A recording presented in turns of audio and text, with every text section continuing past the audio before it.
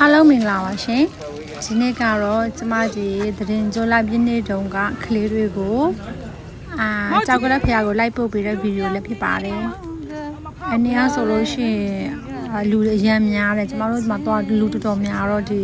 ဟိုတရားပေါ်မှာဆိုလို့ရှိရင်လူတွေအပြည့်ပဲ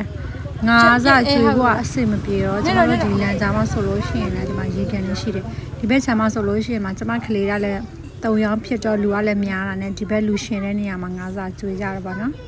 ဒီဘက်မှာကျတော့ငါအကြီးတော့တိတ်မရှိဘူးငါတသေးလေးတွေများတယ်ငါးစားကျွေးတဲ့လူတိတ်မရှိဘူးဒီဘက်ခြမ်းမှာကိုယ်တရားမှာဆိုလို့ရှိရင်လူတွေအရန်ပဲများတယ်ငါးတွေတော့မှဘိုက်ပြည့်ပြီးတော့လေပေါင်မောက်တော့မစားနိုင်ကြတော့ဆိုတော့ဒီဘ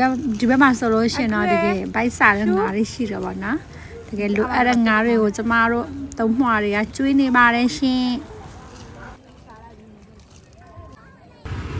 ဟိုမှာမြင်နေရတဲ့အဖြစ်ဖြူတွေကပေါင်မုတ်တွေပေါ့နော်ဟိုကပေါင်မုတ်တွေလည်းပေါ်လို့ပေါ်ငါးတွေလည်းဘိုက်ပြည့်နေတော့မစားနိုင်ကြတော့ကျမတို့ကဒီမှာဒီဘက်ဆမ်းမှာကြတော့ရှင်းတယ်အမတေချာငါတသေးလေးတွေကို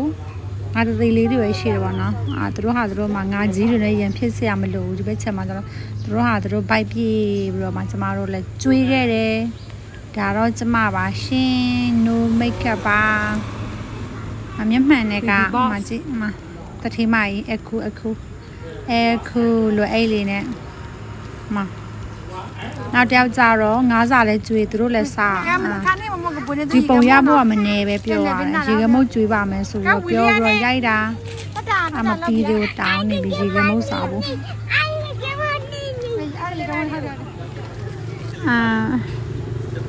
ဒါကြတော့သူတို့ရဲ့ဦးငယ်ဆုံးသူတို့ရဲ့မောင်ကျော်ငယ်ဆုံးလေးပါအမှန်တရားဓာတ်ပုံရိုက်ပြီးတော့မှကျမတို့လည်းတိတ်မကြမူးနေအုပ်ရဒီနေ့တိတ်မကြကျမတို့လည်းခဏလွယ်လူကလည်းများတာနဲ့သူတို့တို့မှဝယ်ကျွေးဖို့ဂတိရေခဲမောက် ice cream တော့ဝယ်ကျွေးပါဦးမယ်ရှင်